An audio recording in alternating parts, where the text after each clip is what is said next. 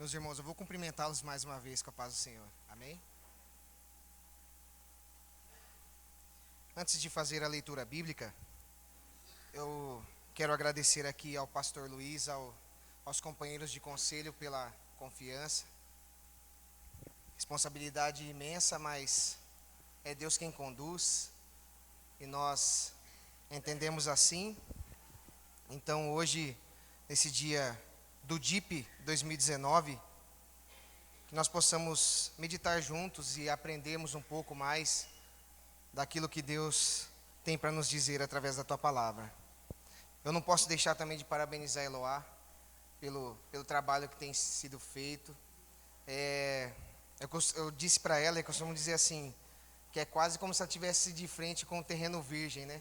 Que ela tem que ir lá, limpar aquele terreno, tirar a sujeira, arar a terra, jogar semente, depois vir as chuvas, e a chuva quem manda é o Senhor, para depois que venham a crescer e que venham a dar frutos, então colher os frutos.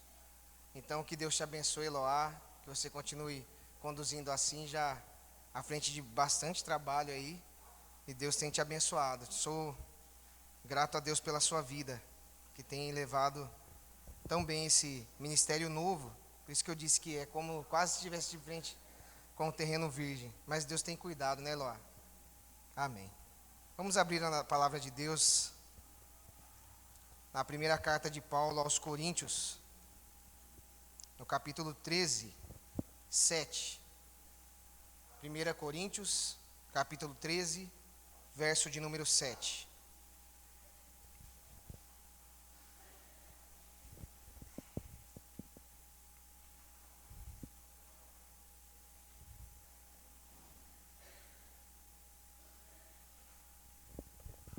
Todos acharam? Amém? Leamos somente o versículo 7. Tudo sofre, tudo crê, tudo espera, tudo suporta. Eu quero frisar bem a primeira parte. E gostaria que você repetisse comigo. Tudo sofre. Vamos, tudo sofre. Amém.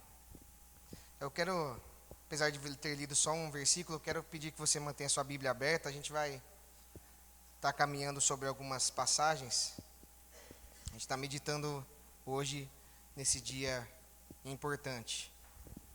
Meus irmãos, o DIP de 2019, como todos têm visto, eu creio que não tem nenhum desavisado, está até lá no telão, fala a respeito da Coreia do Norte. A gente aprendeu muitas coisas do que se passa lá, vimos testemunhas através dos cultos, pessoas contando como é sua vida, o que sofreram, o que fizeram para sobreviver, muitas vezes. Mas, trazendo para esse contexto, a gente sabe que não é só na Coreia do Norte que acontece esse tipo de coisa. Tanto é que você recebeu o papel, cada um tem o país ali, que você deve orar por ele. E a Eloá citou pelo menos 50. Mas alguns mais conhecidos eu queria também citar aqui, que também tem esse regime totalitário, esse regime ditatorial, difícil, complicado. E quando a gente fala um regime totalitário, é o Estado que ele faz aquilo que ele quer. Ele domina até as mentes das pessoas, aquilo que como a pessoa deve se vestir, como a pessoa deve pensar, o que ela deve assistir. Por exemplo, internet, celular, que vocês têm aqui, é impossível você ter uma internet liberada num país desse. Porque ele controla tudo, os acessos à TV. Você não tem acesso livremente a qualquer canal de TV num país desse. Somente aquilo que o governo determina, só. Então, com isso, ele consegue tirar o espírito crítico da sociedade. Ele consegue tirar a capacidade de muitos de pensar por si só. E a gente não pode deixar de citar alguns países que é um pouco parecido com isso. Por exemplo, Cuba, regime totalitário há muito tempo, a família Castro toma conta desse país. Também é um país complicado, tem dando sinais de abrir as portas, mas a gente sabe como que funciona, não é bem assim. A Venezuela tem sido isso, país próspero, bom país para se morar, de repente veio o chavismo, de repente ficou discípulo de Chaves, que é o Maduro, e agora passam fome, e também muita gente é morta lá dentro, e a gente não faz ideia de quanto que estão sofrendo, também dentro da Venezuela. A China, para vocês terem uma ideia, é um partido único, só tem um partido, que é o Partido Comunista Chinês. Ou seja, você não tem para onde fugir, escapar, você não tem uma opção. Só tem aquilo que está na mão deles, e eles tomaram conta daquele povo. E a gente também não pode deixar de citar um pouco o que quase acontece com a gente aqui, o Brasil, que também nós não tínhamos muitas opções, ou era esquerda ou centro-esquerda. Não tinha para onde a gente fugir também. Então, por pouco também nós não caminhamos para o mesmo lugar. Eu quero deixar também uma frase aqui de uma pessoa, para vocês terem uma ideia como que é a situação nessas repúblicas, entre aspas, de uma pessoa que ajudou a derrubar a família que era do czar na Rússia, que é o Joseph Stalin. Ele tem uma frase que é bem conhecida, que o pessoal atribui a ele, que fala assim, que quem vota e como vota não conta nada, mas quem conta os votos é quem realmente importa. Ou seja, eleições de fachada, adversários de fachada, a gente já viu esse filme um pouco por aqui também. Então, assim, é muito complicado essas situações. Hoje, no Brasil, você é um privilegiado, eu sou um privilegiado. Sabe por quê? A gente tem um conforto. Ah, mas me falta tanta coisa. Não, mas a gente tem um conforto, tem nossas casas, a gente tem liberdade. Você pode fazer o que você quiser, ir e vir. Você não é obrigado a se debruçar diante de uma estátua ali que está ali erguido numa praça, como foi bem citado. Você pode sonhar, sabia? Você pode planejar a longo prazo. Então, assim, são coisas que a gente muitas vezes não presta atenção e não dá valor. Mas ali eles não podem. Eles não têm essa oportunidade, eles não conseguem levar uma vida dessa forma. Então, opinião livre, igreja para a gente se reunir, por mais que não tenha almofada nos bancos ainda, e nem o ar-condicionado, porque muitas vezes até disso a gente reclama. A gente tem uma igreja para a gente se reunir. E se deixar, se a gente quiser, a gente pode ficar aqui até a hora que a gente quiser. Porque você tem liberdade. Vamos ficar na igreja até as 2 da manhã? A gente pode ficar. Vamos ficar na igreja a noite inteira, sair daqui, terminar o culto, vamos ficar aqui até as 6 da manhã do outro dia? A gente pode ficar. Você é livre, você pode conseguir. Ah, tem que trabalhar amanhã. Mas você também não é cativo do seu trabalho. Se você não quiser trabalhar, você não vai. Você não vai preso por isso, você não vai ser perseguido por isso. Então, assim, são coisas que muitas vezes nós não paramos para pensar. Então, e é nato deles, eles nasceram num país desse, eles vivem assim, eles se acostumaram a isso. Então, assim, a maioria deles não viram coisas diferentes, a maioria deles não conhece coisa diferente, a maioria deles estão ali escravos, presos naquela situação, naquele regime. Meus irmãos, quando a gente vai falar a respeito de missões, não tem como nós não nos lembrarmos do apóstolo Paulo. Por exemplo, por que eu peguei o 1 Coríntios capítulo 13, vai falar de amor e pega a parte do versículo 7 que fala de sofrimento?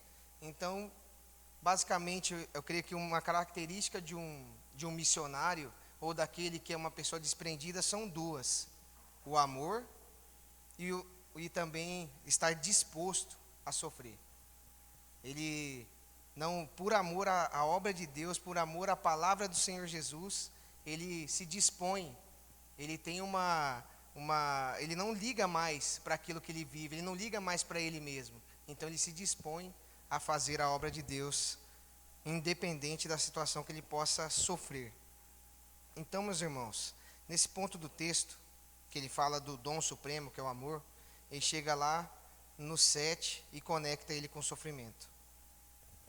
Agora, eu pergunto para vocês, antes de nós começarmos a ler alguns textos aqui. Quando nós estamos sofrendo hoje, na nossa vida cotidiana, aquilo que a gente cita por sofrimento, uma dor de cabeça que não passa, de repente um filho rebelde, ou então falta de dinheiro para comprar um doce que queria comprar. Então, assim, são coisas que a gente precisa pensar. O que que é que eu tenho, o que que na minha vida me incomoda, que eu não tenho sido contente? O que que na minha vida me faz reclamar?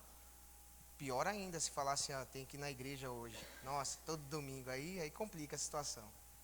Mas, o que que nós temos reclamado? Do que nós reclamamos? É algo que a gente tem que pensar. Porque, vocês viram nos vídeos, dispostos a padecer toda sorte de sofrimento. Toda sorte de sofrimento.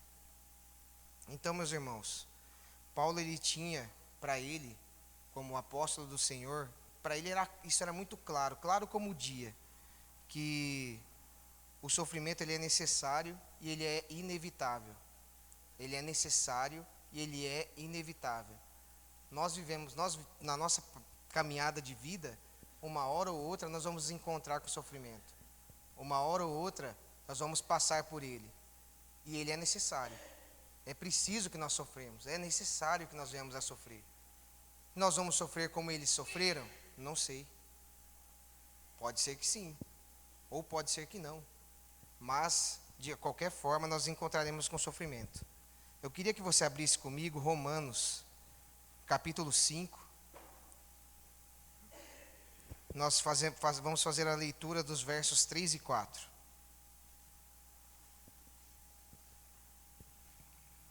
Romanos capítulo 5, versos 3 e 4.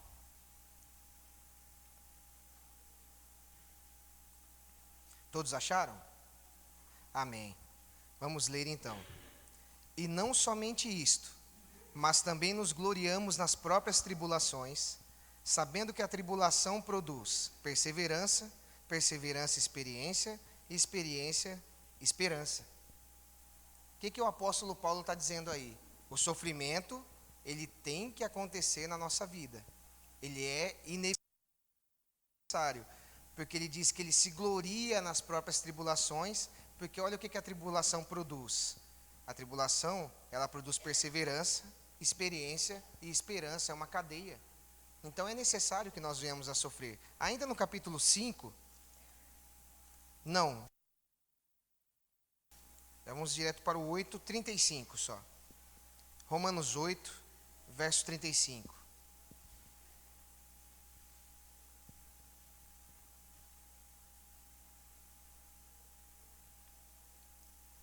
Diz assim: quem nos separará tribulação, ou angústia, ou perseguição, ou fome, ou nudez, ou perigo, ou espada? É uma pergunta que ele faz. Então, assim, o que o apóstolo Paulo está querendo, tá passando para nós nesses dois versos que nós estamos lendo? Você sofre? Então, é necessário. Foi o Senhor que te proporcionou isso. Meu irmão, independente daquilo que aconteça, todo o sofrimento que nós viemos a passar em nossa vida é necessário para a transformação do nosso caráter. Porque indica que Deus não nos ama porque nós sofremos? Indica que Deus não cuida de nós porque nós sofremos? Não. Ao contrário, indica sim, é um forte indicativo do amor de Deus. Porque se eu não passo por nada na minha vida, eu acabo sendo aquela criança mimada, sabe? Que pai que fala tudo para os filhos? Ninguém fala sim para tudo. Então nós precisamos sim nos fortalecer e transformar a nossa vida. Então por isso que Paulo, ele deixa muito claro: quem nos separará do amor de Cristo? Vai ser a tribulação, a fome, ou seja, independente. Nós não passamos nem perto dessas situações ainda. Ou seja, e Paulo duvidava do amor que Deus sentia por ele? Não. Isso não é questionável. Isso é uma coisa inquestionável, o amor do Senhor, que é incondicional. Então, assim, ele tinha isso muito claro para ele. E tem uma outra situação, meus irmãos, que também o sofrimento ele nos proporciona. O sofrimento, ele separa cristãos verdadeiros de cristãos interesseiros. Sabia disso? Quando vem o sofrimento, quando vem aquela onda terrível, ele separa cristãos verdadeiros de cristãos interesseiros. Como assim interesseiro? Gente, cristão interesseiro é aqueles que vivem uma vida só da boca para fora, sabe? Aquela vida de língua, sem testemunho nenhum. Quando ele precisar pisar em alguém, ele pisa. Quando ele precisar soltar os cachorros para cima de seja quem for aí fora, ele solta. Se ele precisar passar rasteirinho, ele passa. Então esse é o cristão interesseiro. É o cristão que é egoísta, é o cristão que vive aquela religiosidade, mas não o cristianismo de fato. Ou seja, eles não estão dispostos a cumprir e seguir a vontade de Deus se o preço for alto demais. Então, assim, se a coisa aperta mesmo, se o sofrimento começa a arrochar a vida dele ali, se o preço, ele julgar na cabeça dele, está difícil demais, eu não consigo, ele abandona. É o cristão que obedece a Deus até certo ponto. Até aqui, Senhor, tudo bem. Aqui mais um passo, eu estou fora. Eu não aguento mais. Então, se o preço for alto, ele pula fora do barco. E meus irmãos, essas pessoas, elas visam somente os interesses pessoais delas. Por exemplo, e isso é muito sério. Tem na história, o pai do comunismo, ele é Karl Marx. E um grande responsável por esse rapaz, até então rapaz, Karl Marx, pensar numa doutrina maligna dessa que ele impôs a todos, foi o seu pai. O seu pai era uma pessoa desse jeito, um cristão mais ou menos, um crente meia boca, pessoa que ia até a igreja e só para estreitar laços, melhorar sua empresa, seus negócios. Era para isso que a igreja servia, um trampolim para a vida dele. Só que o menino estava prestando atenção na vida do pai. Ele tinha um filho. E aí o que aconteceu? Esse menino, ele começou a ver as ações do pai e ele se zangou com isso. Chegou e falou assim, não quero saber disso. Meu pai tem esse tipo de ação e esse pessoal da igreja é tudo igual. Aí ele julgou isso e acabou fazendo essa doutrina maligna que é o comunismo. Tudo isso começou no start de um desequilíbrio familiar. De um pai que era um cristão interesseiro, de um pai que levava o cristianismo de fachada, fazia as coisas mais ou menos, meia boca. Então, olha só a situação que gerou. Agora os verdadeiros cristãos, como que a gente identifica um verdadeiro cristão? Ele se dispõe a seguir a ordem de Deus, seja ela qual for. Eu queria que você abrisse comigo Lucas, capítulo 14, verso 27.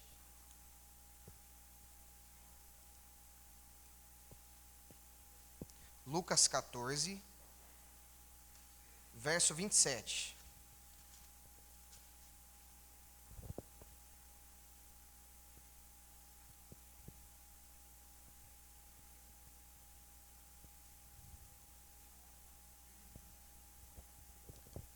Todos encontraram? Amém. Vamos ler então. Lucas 14, 27. E qualquer que não tomar a sua cruz e vier após mim, não pode ser meu discípulo. Afirmação de Cristo. Qualquer que não tomar a sua cruz e não vier após mim, não pode ser meu discípulo. Cruz, meus irmãos, cruz. Ou seja, vai ser tranquilo? Vai ser fácil? Vai ser aquela brisa mansa? Não vai. Vai ser difícil. Vai ser apertado. Vai ser com sofrimento. Então a gente tem que estar disposto a encarar essas coisas. Então, assim, tomar a cruz é igual a nós renunciarmos o nosso egoísmo. Tomar a cruz é o que nos separa de sermos cristãos de fachada para sermos cristãos verdadeiros. Então, Deus, Ele nos dá a devida disposição e força para nós conseguirmos levar essa cruz. Ele nos ajuda a levar essa cruz. A gente não vai levar a cruz sozinho, mas só que a gente tem que reconhecer que nem tudo vai ser mar de rosas, nem tudo vai ser fácil, nem tudo vai ser simples. Então nós temos que entender que Deus, ele vai estar conosco no barco, né? Se é que nós podemos dizer assim. Então nós vamos conseguir enfrentar os nossos sofrimentos de frente, por amor a Ele. Ou você acha que esses norte-coreanos, ou os missionários que têm coragem de arriscar sua vida, como o irmão André que foi citado, acha que é fácil, acha que é simples? Acho que o sofrimento deles é muito mais duro que o que a gente passa, é lógico. Só que é o próprio Espírito Santo de Deus que move o coração. É o próprio Senhor que faz isso, que motiva, que dá assim aquela força que ele não consegue se controlar, que fala eu vou, mesmo que isso custe a própria vida. Então, Deus ele está conosco, nos ajudando a levar a cruz, mas é cruz, não são flores não. Meus irmãos, muitas vezes a cruz que nós vamos levar, aqui trazendo para os nossos dias, muitas vezes é também um detrimento da nossa reputação, né? Já parou para pensar nisso? Por exemplo, se você é um cristão de verdade, muitas vezes a sua reputação, entre aspas, ela vai ser abalada um pouco. Na empresa, você pode ter certeza. É crente, meu Deus do céu, vai pedir dinheiro. É crente, meu Deus do céu, esse daí que é vida fácil. Ou você é enganado lá pelo seu pastor, é assim, a conversa é essa, na brincadeira, nas risadas, sabe? Um bate no outro assim e fala assim, o rapaz ali é crente. Então, assim, a sua reputação já fica meio que assim, arranhada nos nossos dias. É o menosprezo, solidão. Então, essas coisas, muitas vezes, podem nos afasta até dos nossos parentes, meus irmãos. Se a gente levar um cristianismo de verdade. Não aquele cristianismo que, fora da igreja, eu falo a mesma língua do pessoal aí fora. Fora da igreja, eu me sento com eles e falo barbares muito pior do que eles estão falando na rodinha. Aí sim, aí você vai sentir o que é menosprezo, o que é solidão muitas vezes. Poucos amigos, tirando os irmãos da igreja, claro. Então, assim, é isso que nos está reservado. Isso é um pouquinho da gente levar a nossa cruz aí no nosso dia a dia. Trabalho, escola. Então, é basicamente isso o que nos aguarda e o que nos espera. Ainda quero ler com os irmãos 2 Coríntios 12, verso 10.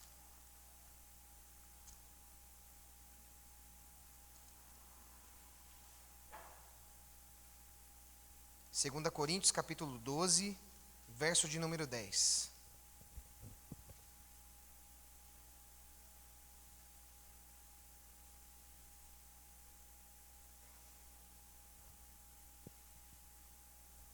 Leiamos.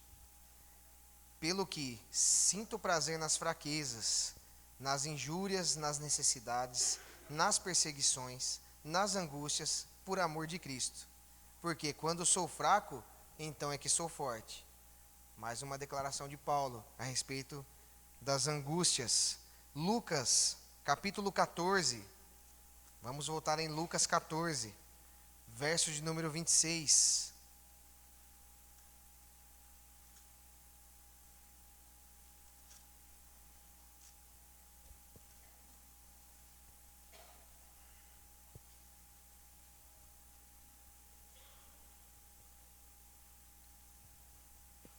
Diz assim: se alguém vem a mim e não aborrece seu pai, e mãe, e mulher, e filhos, e irmãos e irmãs, e ainda a sua própria vida, não pode ser meu discípulo. Mais uma palavra pesada do Senhor Jesus Cristo. Porque, meus irmãos, a vida cristã ela não é brincadeira. A vida cristã ela é complicada. Não é aquela coisa simples. Por exemplo, nesses 2 versículos que nós lemos, aí eu olho para a minha vida e falo, Senhor, sou um homem simples, tem misericórdia da minha vida. Assim, como eu tenho levado a minha vida, o que eu tenho feito? Mas Deus é aquele que transforma homens simples como nós, e transforma a nossa simplicidade em determinação, e que muitas vezes transforma o covarde, assim, um modo grosseiro de falar, mas transforma um covarde e que ele fica tão corajoso que ele pode enfrentar toda a sorte de crueldade e não negar o nome do Senhor Jesus. Isso é o que Deus faz na nossa vida. Mas aí eu posso me perguntar, e se eu vacilar? E se eu murmurar? E se eu reclamar? Como que fica? Muitas vezes, meus irmãos, se eu tenho essa postura, esse hábito de estar sempre reclamando, sempre murmurando, nada está bom, tudo está ruim, tudo não me agrada, significa que falta que, que falta muitas vezes é conhecimento, que eu tenho que entender que eu fui comprado e que eu não sou de mim mesmo.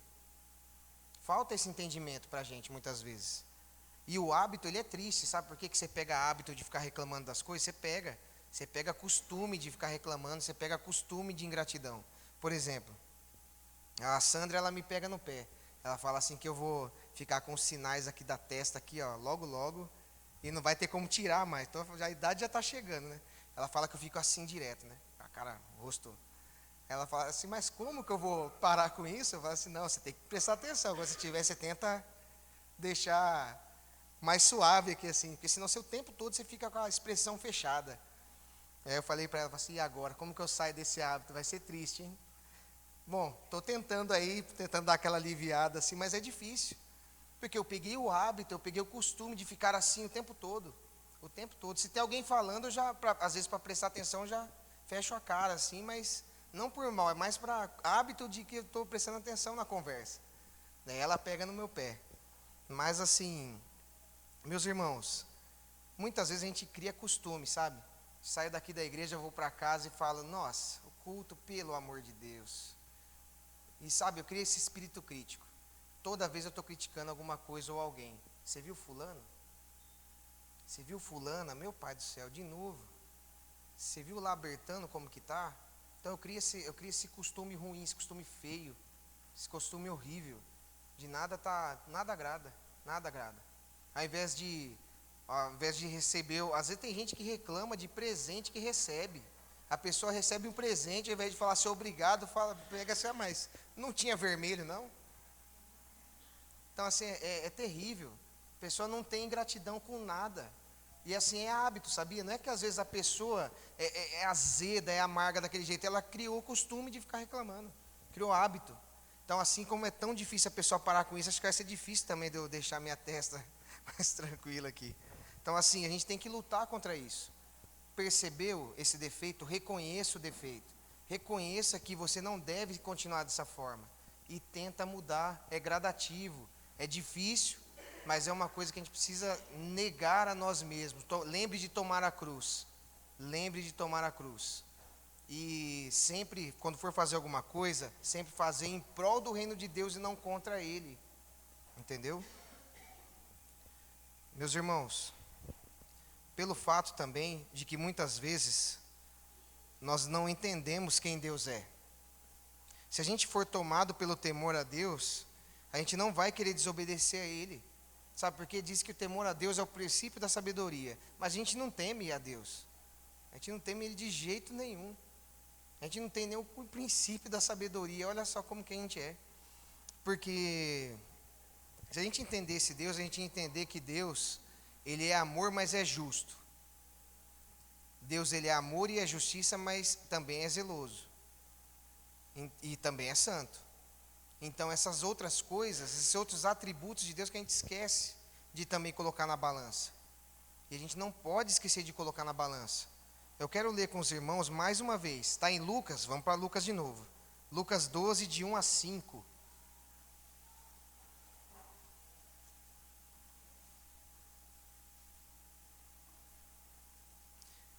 Tinha uma inscrição no meu WhatsApp que eu tinha colocado, vieram me perguntar, não lembro quem da igreja. Eu falei assim, por que você deixa isso escrito no seu WhatsApp? Que eu escrevi assim, Deus é bom e isso é terrível. Eu escrevi isso, sabe aquela frasezinha que você deixa no WhatsApp? Eu escrevi isso. Mas por que você deixa isso daí escrito? Eu falei assim, porque Deus é bom mesmo. Ele é tão bom que isso é terrível para nós. Então, assim, é algo que é para nós pensarmos mesmo. Então, assim, eu queria ler com vocês Lucas 12, de 1 a 5. Vamos lá. Posto que miríades de pessoas se aglomeraram a ponto de uns aos outros se atropelarem. Passou Jesus a dizer, antes de tudo, aos seus discípulos, acautelai-vos do fermento dos fariseus, que é a hipocrisia. Não há encoberto que não venha a ser revelado, e oculto que não venha a ser conhecido. Porque tudo o que dissestes às escuras, será ouvido em plena luz. E o que dissestes aos ouvidos no interior da casa, será proclamado dos eirados. Digo-vos, pois, amigos meus, não temais os que matam o corpo, e depois disso nada mais podem fazer. Eu, porém, vos mostrarei a quem deveis temer. Temei aquele que, depois de matar, tem poder para lançar no inferno. Sim, digo-vos, a estes deveis temer. Esse é o Senhor nosso Deus. Então, quando nós passamos a entender o tamanho zelo de Deus, a santidade do Senhor. Então fala assim, opa, não posso levar as coisas da mesma forma que eu estou levando. Eu não posso fazer as mesmas coisas que eu estou fazendo.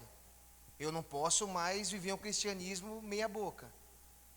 Agora eu quero ler mais um texto com os irmãos. 2 Timóteo, capítulo 2, versos de 8 a 12.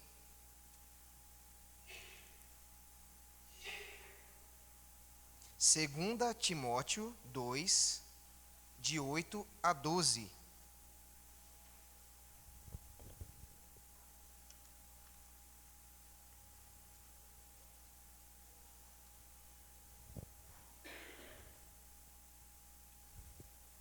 Vamos ler então. Lembra-te de Jesus Cristo, ressuscitado de entre os mortos, descendente de Davi, segundo o meu evangelho, pelo qual estou sofrendo até algemas como um malfeitor. Contudo, a palavra de Deus não está algemada.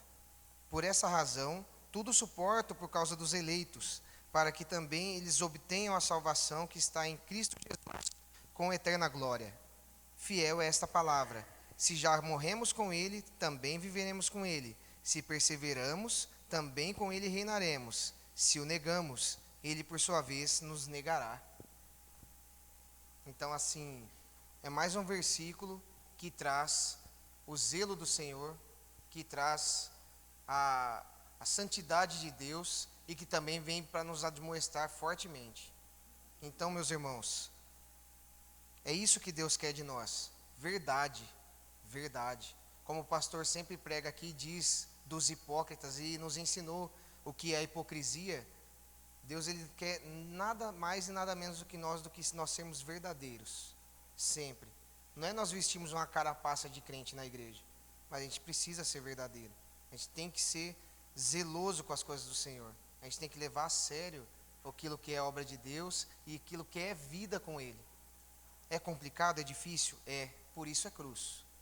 Então nós temos que sempre ter em mente as exigências que Deus faz dentro da sua palavra.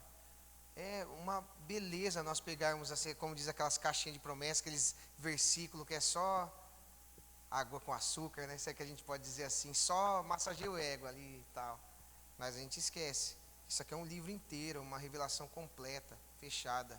E o Senhor, Deus, ele exige de nós certa postura, certo tipo de vida e certo tipo de atitude.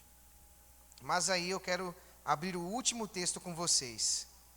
1 João 5, de 1 a 5.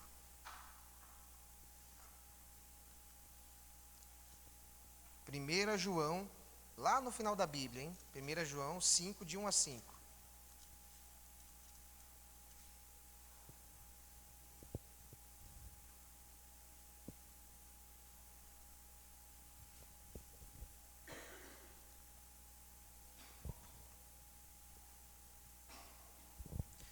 Todo aquele que crê que Jesus é o Cristo é nascido de Deus. E todo aquele que ama ao que o gerou, também ama ao que dele é nascido. Nisto conhecemos que amamos os filhos de Deus, quando amamos a Deus e praticamos os seus mandamentos. Porque este é o amor de Deus, que guardemos os seus mandamentos. Ora, os seus mandamentos não são penosos, porque todo que é nascido de Deus vence o mundo. E esta é a vitória que vence o mundo, a nossa fé. Quem é que vence o mundo, senão aquele que crê ser Jesus, o Filho de Deus? Amém? Então, meus irmãos, no final, quem nos dá a vitória é o Senhor. No final, quem garante a nossa vitória ante as certas mazelas do mundo é Deus. Você imagina, você olha para essas situações e você se avalia. E é necessário uma autoanálise todos os dias. Todos os dias. É importantíssimo isso. Então nós temos que sempre, meus irmãos, entender que a fé, aquilo que vence o mundo é a nossa fé. E a nossa fé quem deu foi Ele. Ele nos deu a fé, Ele nos transformou, para que nós tivéssemos então poder de dizer não. Não quero mais isso. Não, não faço mais isso. Não, sou outra pessoa agora. Essa fé que nos fortalece foi Ele que nos deu. Então, meus irmãos, Deus é o Deus que Ele cuida de nós. E Ele vai nos conduzindo pelo caminho. Aí, como eu disse no começo, esse caminho que ele não vai nos conduzir, vai ter obstáculo? Vai ter provação? Vai ter privação? Vai ter choro? Vai ter dor? Também. É isso que está reservado para nós. E é necessário e é inevitável que nós precisamos dessas coisas. Nós precisamos disso para transformar, afinal de contas, nós somos provados o tempo todo. Nós somos provados. E é necessário que seja assim. E é bom que seja assim. Para nós não nos acomodarmos. Para a gente não ficar ali no nosso marasmo. Sabe, meus irmãos? Aí a gente olha para, poxa, mas o que isso tem muito a ver com o DIP que está hoje? Estamos falando da Coreia. Tem tudo a ver, meus irmãos. Sabe? Quem garante que o Brasil não vire uma Coreia do Norte daqui a 5, 10 anos? Quem pode garantir isso? Eu não posso garantir e creio que nem os irmãos podem garantir uma coisa dessas. Quem garante? Não, hoje eu estou tranquilo. Tenho o meu emprego, tenho a minha liberdade, estou de boa, estou sossegado. Só que quem garante que esse tô de boa vai segurar por quanto tempo? Vai ser quanto tempo dessa forma? Sabe por quê? Porque o dia que o sofrimento vier, e eu rogo ao Senhor que isso não aconteça, porque deve ser tão triste. Separação de família, perda de amigos, perda de familiares. Ir para esses campos que separam as pessoas, você não sabe nem mais se o marido está vivo, se a mulher está viva, o que aconteceu com os filhos. Vocês imaginam chegar a tal ponto? Não, o Brasil não acontece não. Pode acontecer sim, pode acontecer. Porque ainda é muito forte a ideologia que imperava nos governos passados, é muito forte ainda. Então não tem como a gente negar isso, porque isso não vai vir de repente.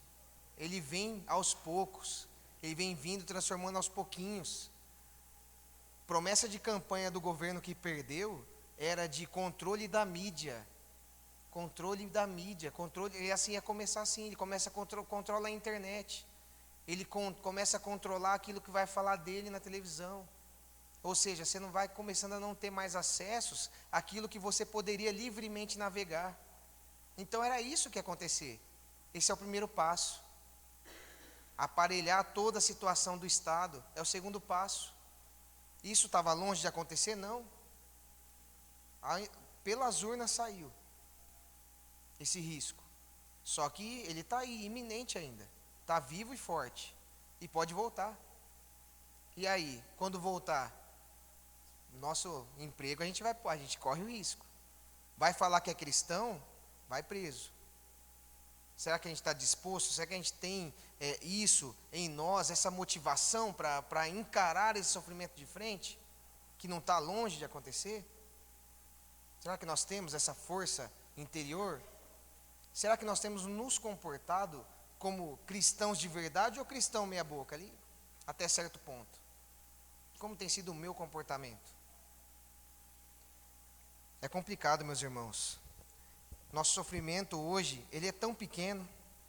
Tem gente que reclama da mulher, né? Fala assim, tem uma mulher rixosa na minha casa. Meu Deus, como briga? A mulher rixosa. Aí a mulher, por sua vez, fala assim, meu marido é relaxado em casa, meu Deus. Faz 6 meses que eu pedi para ele fazer uma coisa, não fez ainda. A torneira está pingando lá até hoje. 6 meses atrás que eu pedi. E a gente se perde tempo com essas coisas, né? Outra coisa também, que eu disse, filhos rebeldes. O emprego, nossa, meu gerente olhou feio para mim. Eu acho que o meu coordenador não gosta de mim. O meu imediato lá, nossa, só por Deus, como ele fala alto comigo. Nossa, é um parto ir para o trabalho. Meu Deus do céu, ele falou alto comigo. Nossa, tem que ficar lá o tempo todo, só tem 1 hora de almoço. Queria 2, aí dava para dar uma dormida. Sabe? Aí outra coisa que a gente reclama dos familiares. A tia Maria lá, pelo amor de Deus. Nossa, meus primos, não respeita. Só a graça de Deus naquela. Eu não quero ir na casa deles. Me dá desgosto. Nossa, e a tia Josefina então? Só por Deus. E a gente vai reclamando das coisas. E isso parece que vai tomando uma proporção dentro da nossa vida. A gente fala assim e ri, mas é incrível como essa coisa que aparentemente é ridícula, mas realmente mexe com nossas emoções. Nosso relacionamento com o próximo, aí pega, hein? Aí pega. Meu Deus do céu. Meu irmão não me cumprimentou hoje, passou batido. Nem olhou para mim. Tem alguma coisa errada. Nossa, como é, né? Cheio de si, nariz empinado, passa reto, não me cumprimenta. Às vezes não sabe nem, o irmão não estava pensando em outra coisa, passou reto. Estava atrás de alguém na igreja para procurar. Ou então, nossa, o pastor pregou lá na frente, aquela palavra é para mim. Ele sabe da minha vida. Certeza, indireta. Ah, falei para ele outro dia, indireta. Não é Deus falando não, que eu preciso mudar, é o pastor está me perseguindo.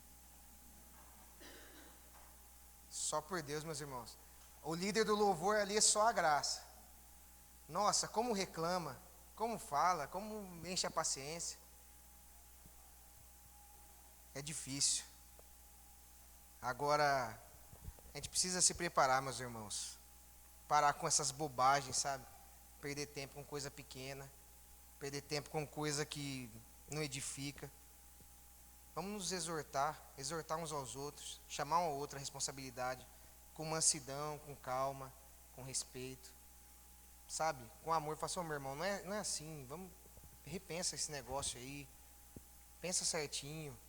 Ore a Deus, já orou a Deus? Já procurou saber se é isso mesmo? Meu irmão, isso daqui que você fez não deveria ter sido feito. Não faça mais isso. Você acaba machucando o irmão ali, ó. Você percebeu que ele não gostou? Percebeu que aquilo que você falou o feriu? Entendeu? Chega assim com a maior mansidão, ninguém vai chegar e te dar uma sapatada de volta. Vamos conversar um pouquinho mais. Vamos ter um pouquinho mais de diálogo aqui entre nós. Sabe, meus irmãos, porque a gente não pode perder tempo com essas bobagens. A gente não pode perder tempo com isso. Porque o dia que vier a perseguição mesmo, o dia que vier realmente a luta mesmo, que vai ser assim, fala que é cristão e morre. Aí é que o negócio vai pegar. Aí é que a coisa é difícil. Aí que a gente precisa de coragem, a gente precisa do temor de Deus. Então que Deus nos faça cada dia mais cristão autêntico. Um autêntico crente, de verdade. Aquele que, quando a pessoa perguntar por que a gente crê, a gente está na ponta da língua porque nós cremos. A gente está na ponta da língua o nosso conselho para dar para aqueles que vêm nos pedir. Sabe? Não por nós mesmos, não por nosso conhecimento bobo, mas sim porque um dia Deus nos transformou e o Espírito Santo de Deus nos faz lembrar da palavra correta, sabe? Como nosso irmão Roder muitas vezes fala, temperada com sal ali no momento certo.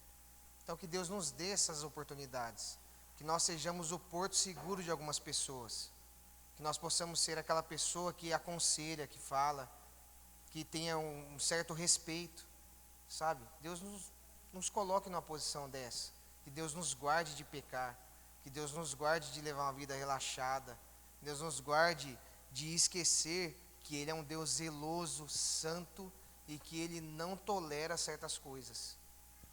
Não pensa que Deus é bobo, não, que a gente não engana Deus. Não é, não. Meus irmãos, precisamos orar uns pelos outros. Enquanto a gente ainda tem aqui, ó, podemos estar juntos aqui embaixo, aqui, ó, tudo iluminado, a igreja, que benção. Até o dia que o Estado lacrar isso aqui. E aí, para onde que a gente vai? O que a gente vai fazer? Então, que nós possamos dar graças a Deus, viver o tempo bom, gozar do tempo bom, entender que esse tempo bom não vai durar para sempre, entender que as dificuldades um dia podem vir. Ah, mas e se nunca vir? A gente sempre tiver no tempo bom. Você é um soldado de Cristo. E o soldado, ele tem que se preparar para a guerra, mesmo que ela nunca aconteça. Esteja pronto para a guerra. Esteja pronto para a batalha, mesmo que ela nunca venha acontecer. E que Deus nos guarde dela. Porque aí vem muito sofrimento, dor e choro. E isso é complicado. Amém, meus irmãos? Vamos nos levantar, vamos orar ao Senhor.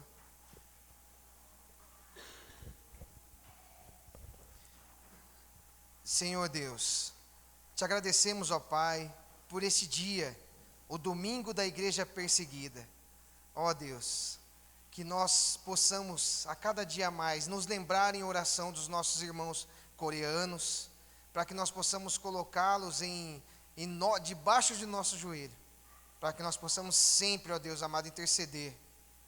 Aqueles que sofrem nos campos de concentração, aqueles que estão tentando fugir, passam fome, aqueles que estão debaixo desse jugo tão pesado, Senhor. Deus amado, que o Senhor possa guardá-los. Deus querido, que o Senhor possa encorajá-los. Deus amado, que o Senhor possa dar cada vez mais coragem, para que eles nunca venham a fraquejar diante dos seus caminhos, Senhor, mas sim sempre obedecer, Senhor amado, aquilo que o Senhor nos ensina. Deus querido, te damos graças, ó Pai, pelo nosso país, porque hoje nós temos a nossa liberdade, hoje nós podemos ir e vir, hoje nós podemos planejar, nós podemos sonhar em ter nossas coisas, nós podemos adorar ao Senhor junto com os nossos irmãos, nós podemos tudo que nós quisermos. Senhor amado, que o Senhor assim se mantenha, ó Pai, em nossa nação, que todos os homens possam criar os seus filhos, que possam educá-los, ensiná-los nos caminhos do Senhor, e ó Deus, longe de nós, ó Pai, sermos negligentes. Senhor amado, nos guarda, ó Pai, de sermos cristãos falsos, de sermos cristãos meia boca.